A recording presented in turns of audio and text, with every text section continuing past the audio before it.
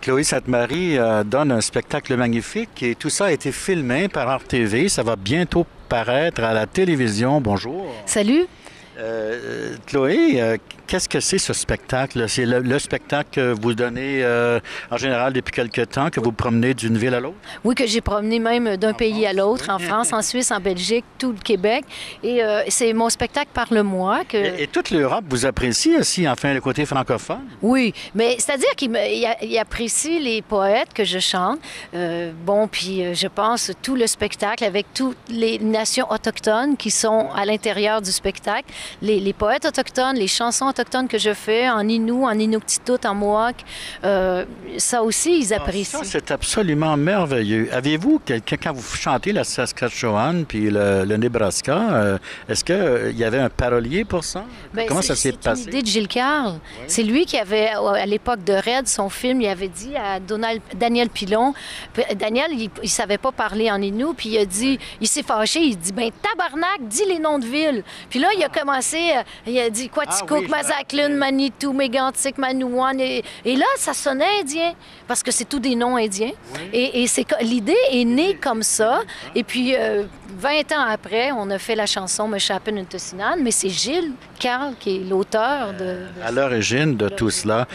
Justement, Gilles Carle, comment est-il présentement? On est le 23 avril. Avril 2008. Oui. Il va très bien, il est à la maison, il va super bien. On peut dire que il survit à sa maladie et il se bat contre ce destin, mais toujours en étant présent et en n'abdiquant pas, parce que c'est très difficile, c'est très... Je trouve qu'il est très courageux, mais il y a toujours espoir de guérir, comme on a quand on est malade. C'est formidable. L'espoir, en fait, c'est ce qui compte, puis le moral. Le moral, c'est l'espoir. Et il a écrit, c'est toujours l'espoir que demain, ça aille mieux. Oui. Alors là, comme aidante naturelle, on vous a vu dans des médias parler de cela. Est-ce qu'il y a... Parfois, il y a des déceptions quand on s'adresse au gouvernement. Il y a peut-être deux niveaux de discours. Avez-vous des projets personnels dans ce sens-là pour pousser un peu plus loin ce dossier-là? Bien, j'ai envoyé une lettre qui a été publiée au Devoir il y a 2 semaines, une lettre qu'on a écrite à la ministre Blais. Ouais. Maintenant, les choses progressent, mais quand ils ont annoncé 80 millions, c'est pas 80 millions pour les aidants, c'est pas 80 millions non plus pour les soins à domicile. Alors, il a fallu faire décortiquer le budget pour voir exactement qu'est-ce qui s'adressait à nous.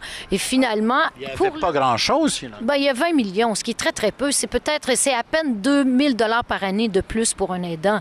Ça donne quoi? Ça donne 50 cents de l'heure de plus. Donc, c'est ridicule. Alors, il faut continuer à leur dire que de cesser de nous prendre de nous mépriser, en fait. Oui.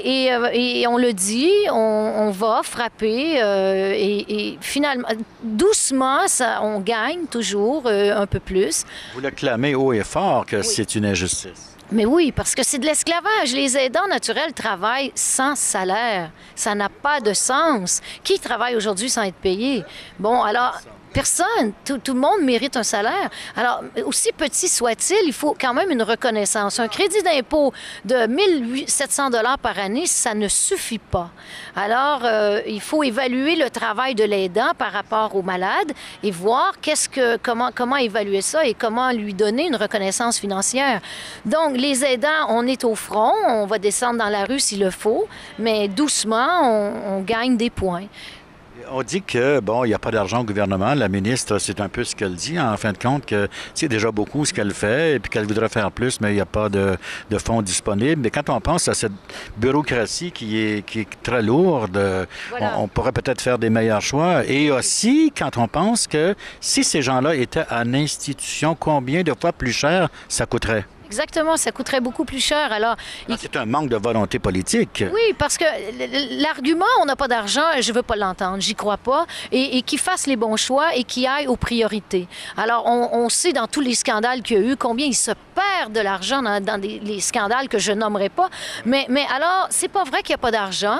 Le problème, c'est qu'elle est mal gérée et justement, tout ce fonctionnariat et tout l'argent qui se perd dans l'administration et tout, il faut que ce soit revisité et et réévaluer. Alors, la priorité au Québec actuellement, c'est les soins à domicile, c'est la santé. Donc, qui considère que si c'est la priorité, il faut mettre l'argent qu'il faut.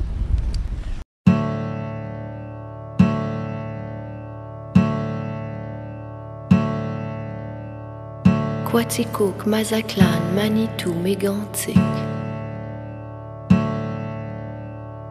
Manouan, Ivujivik, Mascouche, Maniwaki, Saskatchewan, Shipshaw, Matawan, Windigo, Kamouraska, Témiscamingue, Copan, Chibougamau,